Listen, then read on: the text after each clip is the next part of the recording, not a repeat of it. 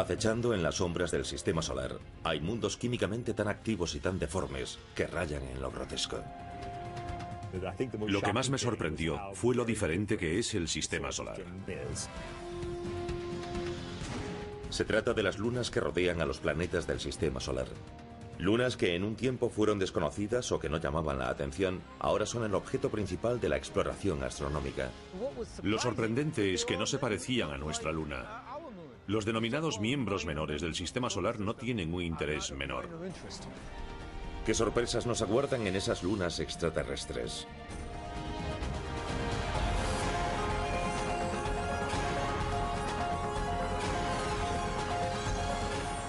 El universo. Lunas extraterrestres.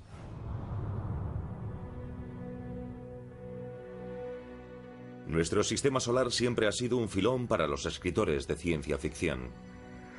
Pero con los grandes avances en la tecnología telescópica y las observaciones cercanas de las ondas no tripuladas, se ha descubierto todo un nuevo elenco de lunas.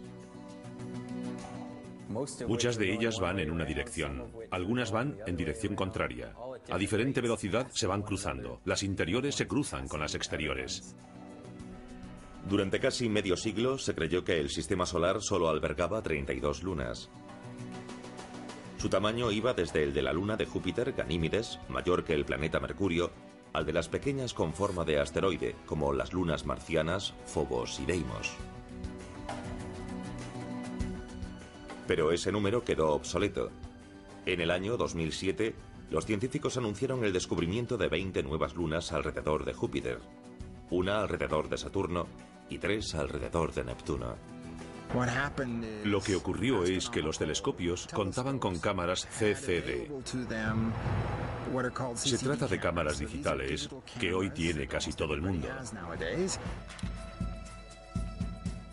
Es difícil que los astrónomos puedan fijar el número exacto de las lunas del sistema solar. A medida que las cámaras ganan sensibilidad y los telescopios potencia, van descubriéndose más lunas.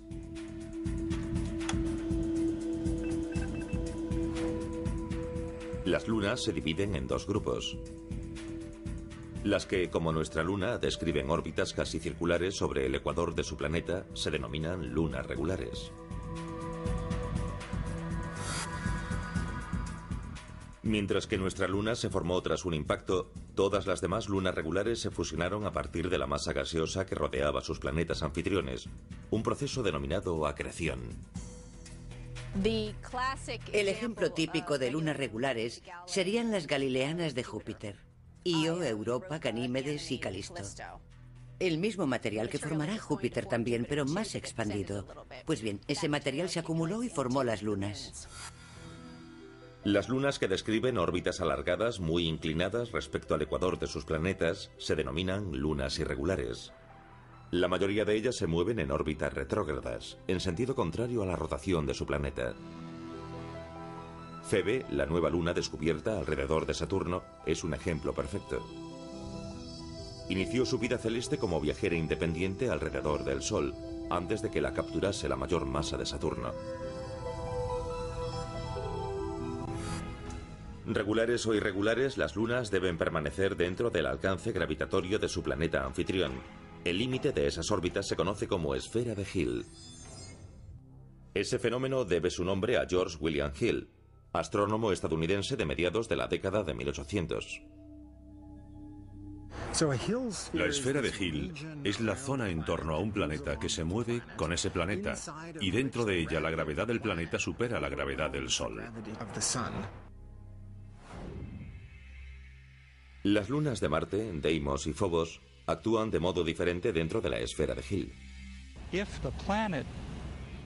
Si el planeta rota más rápido que la órbita de la Luna, como Deimos, las fuerzas de la marea entre ambas lo que harán será alejar cada vez más a Deimos. Phobos, por otra parte, orbita más rápido que la rotación de Marte. Estas pequeñas lunas las descubrió el astrónomo estadounidense Aspet Hall en 1877. Bautizó a Phobos en honor del dios griego del miedo y a Deimos por el dios del terror. Tom Duxbury participó en la misión Mariner 9, que fotografió por primera vez las dos lunas con forma de patata en noviembre de 1971. A altas horas de la noche de un día frío, lluvioso, oscuro y horrible, observé las imágenes, giré la foto de lado y me pareció como una calavera. Tenía un aspecto inquietante.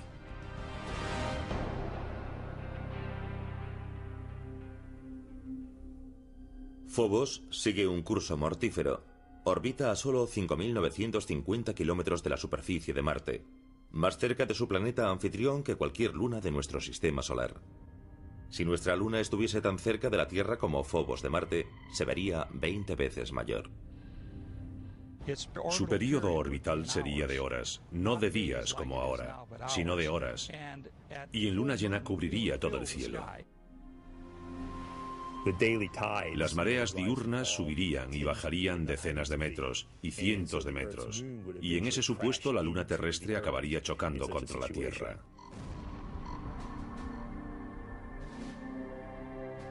El castigo de Phobos se debe a un proceso llamado aceleración secular.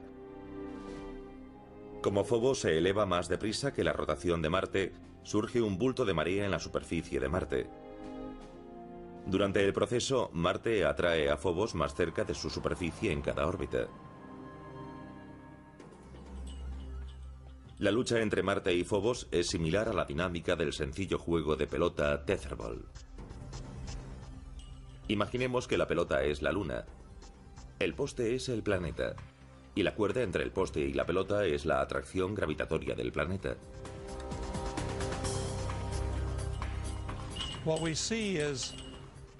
Lo que vemos es que la gravedad tiraría de la Luna de tal modo que se acelera, va cada vez más rápido y se va acercando hasta que acaba chocando con el poste. Eso es justo lo que le está pasando a Phobos. Orbita alrededor de Marte más rápido que la rotación de Marte. La atracción del planeta va acercando cada vez más a Phobos y acelerando más su órbita. En unos 50 millones de años suponemos que Phobos estará tan cerca que chocará contra Marte y desaparecerá como luna de ese planeta. Por otra parte, Deimos, la luna más alejada, va más despacio que la rotación de Marte, así que es como desenvolver la cuerda en sentido contrario. Lo que vemos es que Deimos se aleja cada vez más de Marte. Con el tiempo, Deimos se verá arrancada de la órbita de Marte por la gravedad del Sol, así que Marte acabará quedándose sin lunas.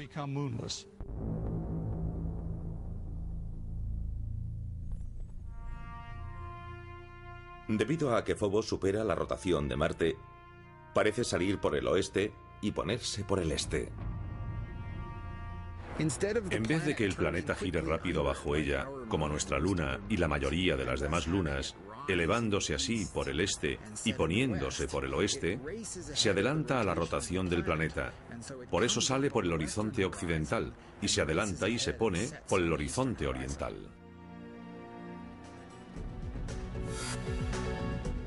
Pasarán otros 50 millones de años antes de que Phobos desaparezca por completo.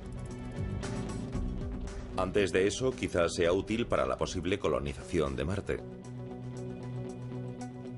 El escritor de ciencia ficción Arthur C. Clarke especuló sobre esa idea en su libro Las arenas de Marte.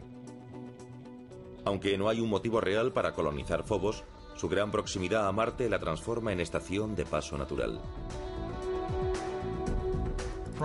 Desde el punto de vista gravitatorio, es mucho más fácil ir a Phobos, que no tiene gravedad, que luchar contra la gravedad de Marte para descender sobre su superficie. De Galileo a Stanley Kubrick, los planetas gigantes del sistema solar externo han cautivado nuestra imaginación con su enormidad. Pero en la realidad, explorarlos es equivalente a suicidarse. La abrumadora presión de la atmósfera masiva de Júpiter haría casi imposible sobrevivir. Pero las lunas de estos mastodontes pueden proporcionar una plataforma más prometedora para la exploración e incluso la colonización futura. ¿Son estas prisioneras de la gravedad de Júpiter mundos hostiles con poca oportunidad para albergar vida orgánica? o podrían ofrecer un refugio seguro para las generaciones futuras de exploradores planetarios.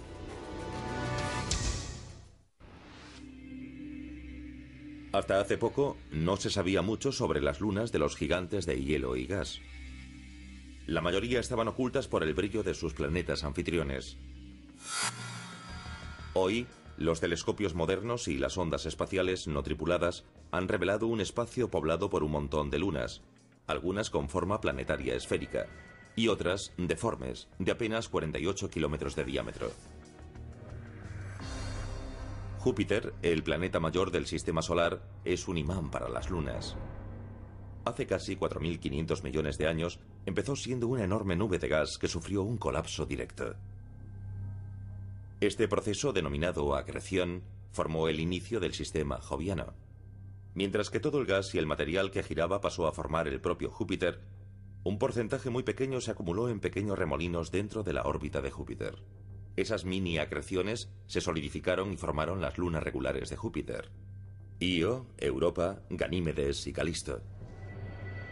Cuando Júpiter se formó, su enorme gravedad empezó a añadir a su colección pequeños fragmentos restantes del nacimiento del sistema solar primigenio. Los planetas gigantes se formaron pronto, en un ambiente rico en gas, cuando había montones de pequeños desechos en el sistema solar que no había captado ninguna órbita. El número de las lunas de Júpiter va de 60 a más de 200, dependiendo de quién las cuente. Lo que está claro es que si pudiésemos asomarnos al borde de la atmósfera gaseosa de Júpiter y mirar hacia el cielo, veríamos un magnífico baile de objetos lunares. Sería estupendo poder ver las lunas. Cada cierto tiempo verías pasar a Io. A cada segundo pase de Io verías a Europa al mismo tiempo. Y a la cuarta vez del paso de Io verías a Ganímedes. Un miembro de este elenco joviano está tan maltratado por la enorme masa de Júpiter que está literalmente estallando desde su interior. En febrero de 2007, la nave espacial Nuevos Horizontes, en ruta hacia Plutón, enfocó su cámara hacia Io. De tamaño similar a la luna terrestre, Io orbita a 423.000 kilómetros de la superficie de Júpiter. Lo que distingue a Io de las otras lunas de Júpiter es su vulcanismo espectacular. Las cámaras de la nave Nuevos Horizontes captaron imágenes detalladas de lava incandescente en diversos puntos de la superficie de Io. Una enorme masa de polvo de 321 kilómetros se elevaba de la superficie de la luna fundida. Io, como todas las lunas regulares de Júpiter, lleva el nombre de una amante del dios Júpiter de la mitología romana. Fue descubierta por Galileo en 1610. Fotografiada primero por la Pioneer 1 en 1974 y luego por la Voyager 1 en 1979, su actividad pulsante ha desconcertado e intrigado a los científicos durante décadas. De Io sale como 1 tonelada por segundo de material, cada segundo del día. Es una máquina fenomenal. Me encantaría ir a Io, aunque sería una aventura muy peligrosa, calurosa y sulfurosa. Io es demasiado pequeña para haber mantenido un núcleo fundido desde su formación. Algo que se desconoce tiene que ser el causante de su calentamiento. Todo el interior de Io puede estar fundido, porque se contrae mucho mientras orbita en torno a Júpiter. Este proceso se conoce como calentamiento de marea. La enorme gravedad de Júpiter provoca fricción en el núcleo de Io. Igual que un escultor amasa un trozo de barro, Júpiter está creando sin descanso su propia obra maestra. Si una luna se calienta por efecto de la gravedad, se vuelve maleable, puede estirarse como barro y deformarse debido a la gravedad del planeta anfitrión. La superficie de la luna está fría, se rompe como cuando tiras del barro, se rompe rápidamente, pero el interior, que está caliente, puede ablandarse, estirarse y moldearse por efecto de la gravedad del planeta. La mayoría de las lunas regulares tienen órbitas circulares. Para producir un calentamiento de marea, una luna debe tener una órbita más alargada, en la que la distancia hasta el planeta anfitrión cambia radicalmente durante un solo ciclo. El único modo de producir esas órbitas excéntricas es si interfiere en ella la gravedad de otra luna. Cuando una luna tiene una órbita excéntrica, una órbita no circular, se acerca y aleja a su planeta anfitrión. Al alejarse se contrae y se estira al acercarse. Io está en resonancia orbital con sus compañeras Europa y Ganímedes, mientras que Io y Júpiter luchan por establecer una relación sincronizada. Europa y Ganímedes tiran de Io en direcciones opuestas. Júpiter tira también, y entonces Io se estira y contrae debido a ello. El calentamiento de marea de Io, al que se deben sus prodigiosos volcanes, tiene un efecto secundario adicional. Crea el mayor objeto estacionario visible del sistema solar. Una enorme nube de gas 500 veces mayor que Júpiter. En 1990, el profesor Michael Mendillo y su equipo de la Universidad de Boston descubrieron una gran nube de gas que abarcaba la enorme distancia entre un extremo de Júpiter y el otro. Fueron los primeros que fotografiaron toda la nebulosa, los que descubrieron su origen y el proceso que la hace crecer. Io es pequeña, así que no tiene mucha atmósfera, pero sus volcanes proporcionan constantemente material que podría ser una atmósfera. Pero también podríamos preguntarnos por qué no tiene una atmósfera enorme si los volcanes llevan activos miles de años. Ello se debe a que el material se escapa. El gas clave es el sodio. Aunque solo constituye el 5% de los materiales expulsados por Io, los telescopios de la Tierra lo detectan fácilmente. El sodio emite un brillo anaranjado. De hecho, el sodio se usa mucho para iluminación vial en muchas ciudades del mundo. El sodio y las otras moléculas gaseosas son acribilladas por la luz solar y los electrones en el potente campo magnético de Júpiter. Electrones y protones se liberan de algunas de esas partículas y se ionizan. Ahora, en forma de plasma, esos iones emprenden un viaje debido a la potente magnetosfera de Júpiter. Su velocidad aumenta drásticamente por efecto del campo magnético.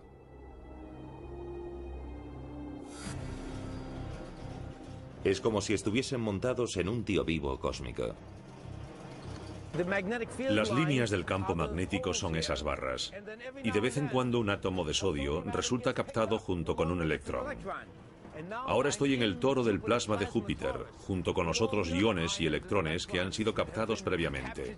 Los iones y los electrones se recombinan. Los átomos neutros no se ven atrapados por el campo magnético y se desprenden a mucha mayor velocidad. Eso basta para que escapen de Júpiter, y así forman la mayor nube de gas visible y permanente del sistema solar.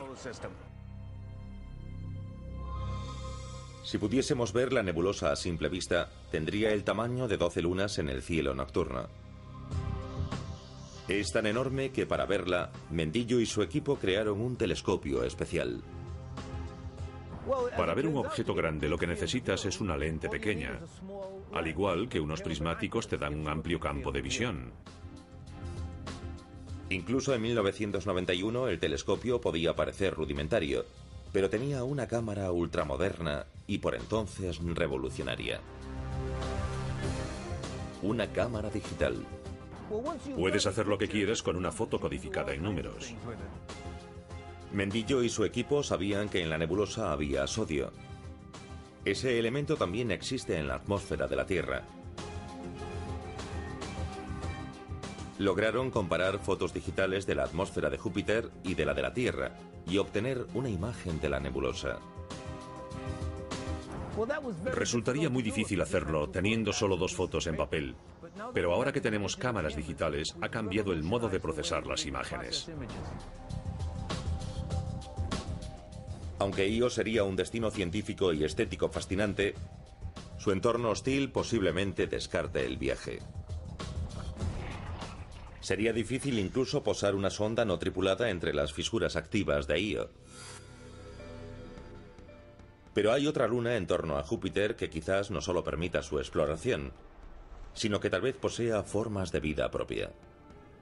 Europa es uno de los objetos más fascinantes y enigmáticos de nuestro sistema solar. No se parece a ningún lugar del sistema solar y desde luego tampoco se parece a la Tierra. La superficie presenta grietas, hay zonas con formas, hay otras caóticas y parece que hay icebergs en algunos sectores. Sabemos que Europa es una luna extraterrestre. ¿Podría albergar también formas de vida extraterrestres? Europa orbita a 643.000 kilómetros de la superficie de Júpiter, más o menos el doble de distancia que Io.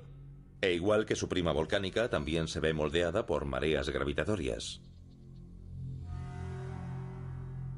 Júpiter ejerce el mayor efecto. Su masa, como un enamorado insistente, tira de la reacia luna hacia su superficie. Europa se resiste con su propia gravedad y forman una especie de simbiosis a cientos de miles de kilómetros del gigante gaseoso. Pero no es solo Júpiter quien tira de Europa. La pequeña Io y su prima mayor Ganímedes tiran de Europa en direcciones distintas. Es la misma resonancia orbital que produce un efecto tan espectacular en Io. Con todo, el resultado es bien diferente en Europa. La superficie de Europa está fría, a 288 grados centígrados bajo cero en algunas zonas. Sin embargo, hay calor. Y lo que se eleva hasta la superficie de Europa es también lo que hace tan atractiva esta luna: el agua. Esta agua, en realidad una especie de hielo glacial, asciende desde un océano subterráneo y se desparrama por la superficie de Europa, repavimentándola como haría una máquina en una pista de hielo. Se cree que el océano de Europa está cerca, a solo 15 o 25 kilómetros de la superficie. El agua fue el origen de la vida en la Tierra. ¿Podría ocurrir lo mismo en Europa o en otras lunas? Los océanos de los satélites helados podrían ser el hábitat más común que existe en el universo. La Tierra puede ser un caso raro, pero los satélites helados son probablemente abundantes. En febrero de 2007, la nave Nuevos Horizontes, en ruta hacia Plutón y los rincones más distantes del sistema solar, logró pasar bastante cerca de Europa y enviar imágenes sorprendentes.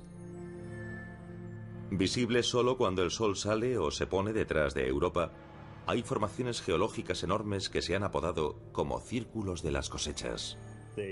Son muy grandes. Si intentásemos recorrer uno de los círculos, habría que entrar suavemente y descender hasta un punto a varios cientos de metros bajo la superficie, y luego elevarse para después salir. El parecido de los círculos de Europa con las misteriosas figuras aparecidas en los campos terrestres termina cuando se tiene en cuenta su tamaño. Cada uno mide de 3.000 a 4.500 kilómetros de diámetro. Son muy poco profundos y uniformes para ser cráteres de impactos. Los asteroides y cometas tienen diversos tamaños y formas. Los círculos de Europa son muy similares geológicamente.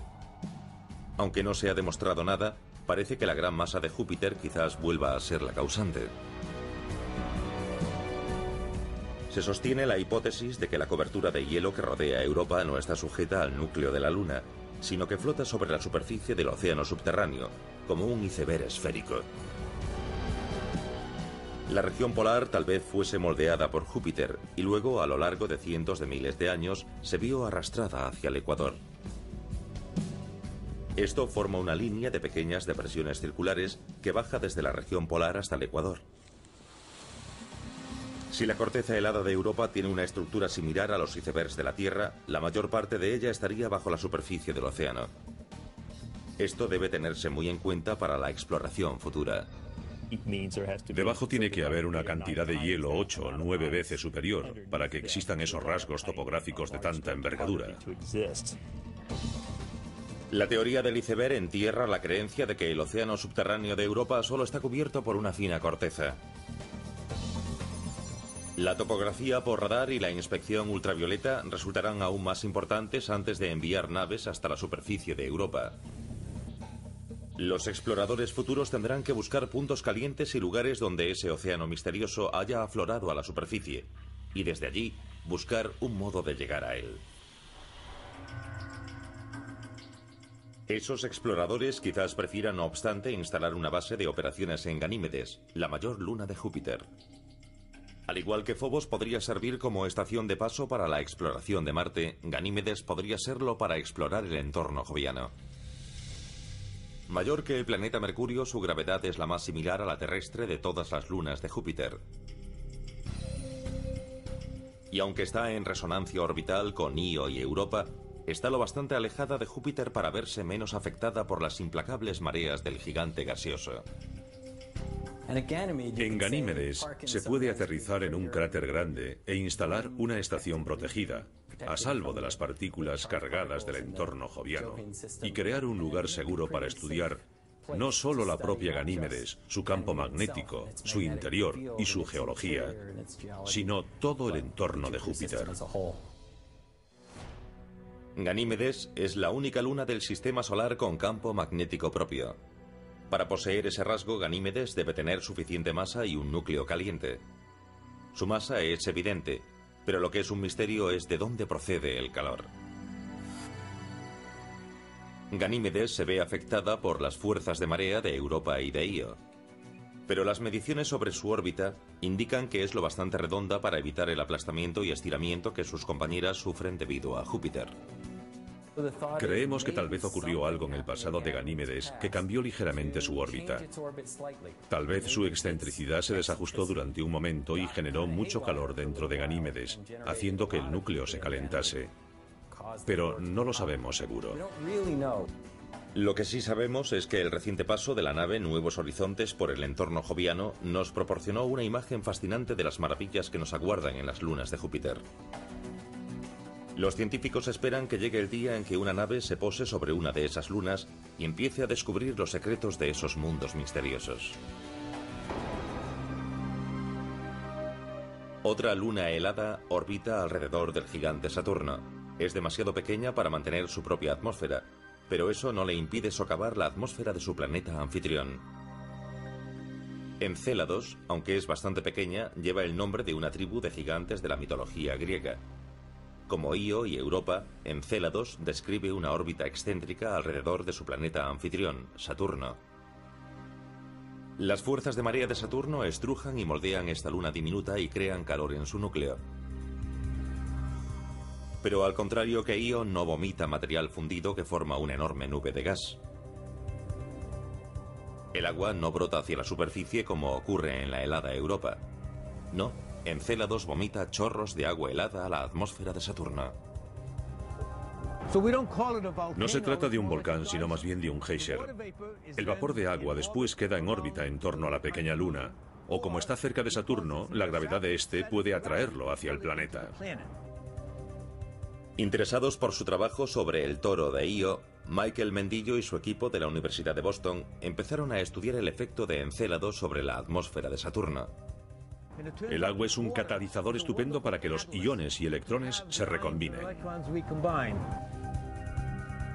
Antes del proyecto Cassini, los científicos se basaban en simulaciones informáticas para calcular las condiciones atmosféricas en torno a Saturno. Indicaban que Saturno debía de tener una ionosfera muy robusta. Sorprendentemente, los datos de la Cassini indicaron que la ionosfera de Saturno era solo el 10% de lo que las simulaciones informáticas habían supuesto. Al parecer, el agua helada proyectada desde Encélados neutraliza las partículas cargadas de la ionosfera de Saturno. Preparados. Despegue. Los científicos averiguaron casi por accidente el efecto que el agua puede ejercer sobre la atmósfera de la Tierra. En 1973, cuando la NASA lanzó la estación espacial Skylab, utilizó su último cohete gigante Saturno, el cohete lunar. En ningún lanzamiento se había permitido que el vehículo espacial mantuviese el motor encendido a la altura de la ionosfera. Pero esta vez el motor gigante siguió encendido y arrojó una tonelada de vapor de agua por segundo a la ionosfera, y la ionosfera casi desapareció ese día. Hizo un agujero en la ionosfera de la Tierra, la capa superior de la atmósfera. Un agujero que la radiación solar ionizante tardó 24 horas en reparar. Pero en Saturno, donde Encélados arroja continuamente 6 toneladas de agua por minuto a su atmósfera, el efecto a largo plazo ha sido importante. No hay peligro de que Encélados destroce por completo la ionosfera de su planeta anfitrión. Pero esta pequeña luna de solo 482 kilómetros de diámetro ha atraído la atención de la comunidad científica y del propio Saturno. Mientras preparamos sondas para ir a Phobos y Europa y estudiamos los datos de Encélados e Io, todo un elenco de nuevas lunas ha aparecido literalmente en escena. Antes de la década de 1990, la mayoría de los astrónomos decía que solo había 34 lunas en el sistema solar. La mayor parte eran lunas regulares como la nuestra, cuerpos esféricos que orbitaban en torno a un planeta en la misma dirección que éste rotaba. Pero un puñado de esos satélites son lo que se conoce como lunas irregulares. Esas lunas irregulares describen órbitas alargadas. Suelen ser órbitas inclinadas y en sentido contrario a la rotación de sus planetas anfitriones. Parecen patatas voladoras, astillas o masas deformes. Fue difícil localizarlas antes de ahora, porque son muy pequeñas y también suelen ser muy oscuras. La llegada de la fotografía digital y el uso de lentes sensibles a la luz cambiaron el terreno lunar en menos de una década. El doctor Brett Gladman, de la Universidad de la Columbia Británica, descubrió su primera luna irregular en 1997, en el observatorio de Monte Palomar. Desde entonces, el doctor Gladman ha descubierto 17 objetos que permanecían ocultos en el sistema solar. Se detectan objetos en el sistema solar externo observando su movimiento respecto a las estrellas y galaxias de fondo, que son estacionarias. Así que tomas una foto del cielo y esperas una hora. Luego tomas otra foto. Ves que ninguna de las estrellas de las galaxias se ha movido, pero los objetos distantes del sistema solar exterior presentan un desplazamiento apreciable entre las dos imágenes. De modo que comparándolas, puedes ver, como tenemos aquí, un objeto en movimiento. El objeto podría ser un cometa o un asteroide, o si orbita alrededor de un planeta de modo retrógrado, una nueva luna irregular. Otra diferencia importante entre las lunas regulares y sus compañeras irregulares. Las lunas irregulares son capturadas. Es decir, que se formaron de modo independiente de su planeta anfitrión, y con probabilidad fueron parte de los desechos que en un principio formaron nuestro sistema solar. Febe, la mayor luna irregular en torno a Saturno, es un ejemplo típico. Febe orbita a Saturno desde muy lejos. Tiene una órbita muy elíptica e inclinada. Orbita en sentido retrógrado. Las imágenes de la Voyager indican que esto podría ser un asteroide, así que se pensó que quizás sería un asteroide capturado.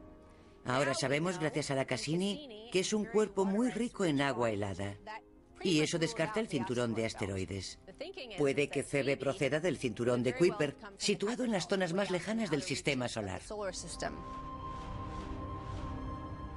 Se cree que el cinturón de Kuiper son los restos que quedaron tras la formación del sistema solar. Circula alrededor del Sol, más allá de la órbita de Plutón. No obstante, otra teoría sostiene algo bien distinto.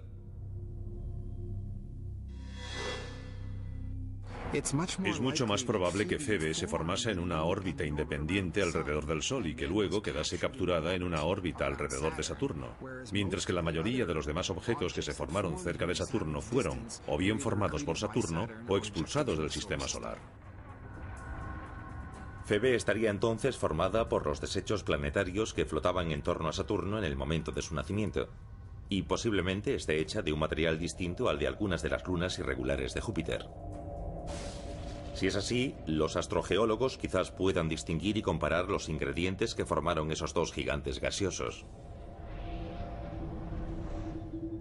Hoy día hay tres teorías predominantes sobre cómo perdieron la independencia Febe y las otras lunas irregulares. Dos dicen que las irregulares resultaron capturadas cuando el sistema solar aún se estaba formando y los planetas aún eran una masa de gas y desechos en formación. La teoría de la fricción de gases es la más sencilla. Había gases densos girando en torno al planeta en formación cuando un cometa, un asteroide o fragmentos de ambos atravesaron la mezcla gaseosa. Sabemos que los planetas gigantes crearon su conjunto de satélites en un gran disco de acreción en torno a cada uno de los planetas, como una especie de mini sistema solar alrededor de cada planeta. Y el gas y el polvo que había en ese disco también pudieron servir en las zonas alejadas como fuente de fricción, y así los planetesimales de paso formados independientemente se ven frenados levemente y capturados en la órbita. La segunda teoría es en realidad una variación de la primera. A veces se denomina como teoría del tirón. Según ella, en vez de que un objeto resultase capturado al pasar por los gases de acreción, se vería inesperadamente arrastrado hacia la órbita del planeta en formación por su tirón gravitatorio creciente. La teoría de la captura por la fricción de gases y el tirón encajan bien con Júpiter y Saturno, porque su mezcla de ingredientes era lo bastante grande como para frenar a esos objetos de paso. Pero, ¿y los gigantes helados Neptuno y Urano? Debido al frío extremo se formaron mucho más despacio, y resulta difícil creer que su material de acreción helado contuviese suficiente masa para captar un fragmento del sistema solar que pasaba. Con todo, los dos gigantes helados tienen lunas irregulares propias, y así surge una tercera teoría, la de la interacción de tres cuerpos. Descubrimos que muchos de los objetos son en realidad más de un objeto. Suelen ser dos objetos, y a menudo se debe a que ambos son más o menos del mismo tamaño en una relación binaria.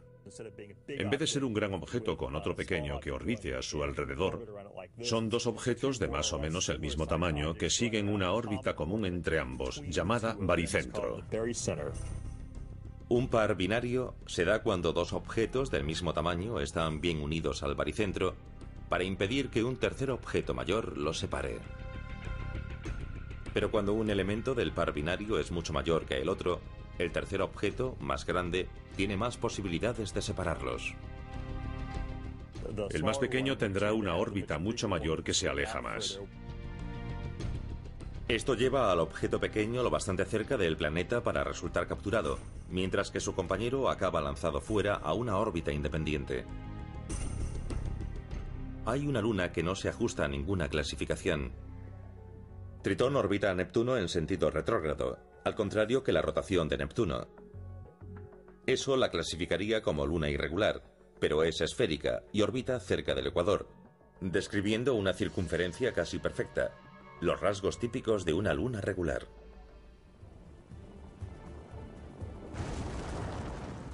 También expulsa misteriosos chorros de agua helada, con ciertos signos de que en un tiempo fue o posiblemente aún sea volcánicamente activa.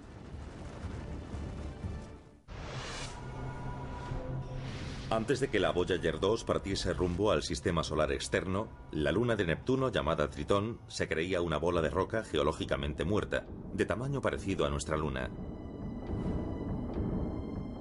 Cuando la Voyager envió fotos que revelaron un mundo con montañas, fallas, fisuras, signos de movimiento tectónico y también una atmósfera sorprendentemente densa, los científicos se quedaron atónitos. Los fenómenos geológicos que suelen asociarse a planetas mucho más calientes y grandes podrían estar dándose en una luna helada algo menor que la nuestra. La Voyager no detectó volcanes activos en 1989.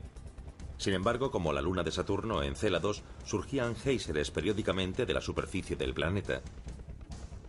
Lo que más asombra de Tritón no es solo que se den en él procesos geológicos únicos, sino el hecho de que ocurran aunque Tritón sea una luna irregular.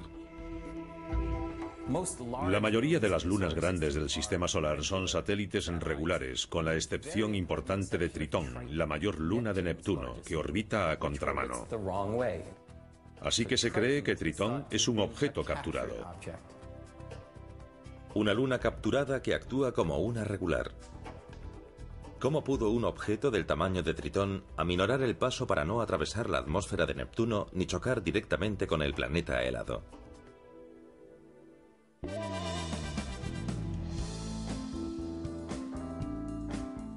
No hay apuestas seguras, pero algunas teorías son más plausibles. Al igual que los que juegan a la ruleta, Tritón y Neptuno apostaron y confiaron en la suerte. Por favor, hagan sus apuestas. En la ruleta hay varios modos de apostar. Cada uno tiene diferentes riesgos. Y como la mayoría de los juegos de azar, cuanto mayor es el riesgo, mayor es la recompensa. 20 negro, 22 gana. Hay al menos 3 modos de que Tritón resultase capturado por Neptuno.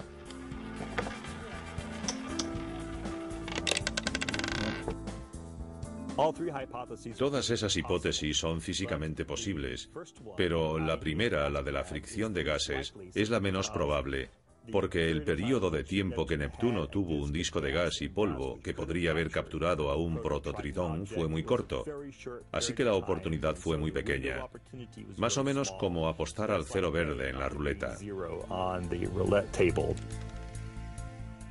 Es más probable que el prototritón, en algún momento de la historia del sistema solar, estallase y formase un conjunto de satélites regulares helados de tamaño medio, y que fuese la colisión la que generó a Tritón.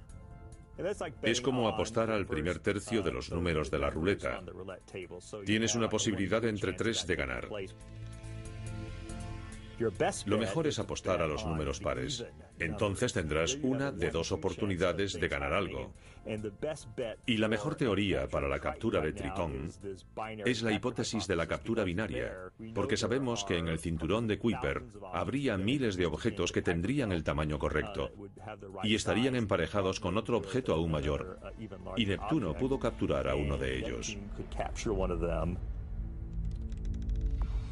Nadie sabe seguro qué ocurrió en los primeros días de nuestro sistema solar cuando Neptuno capturó a Tritón.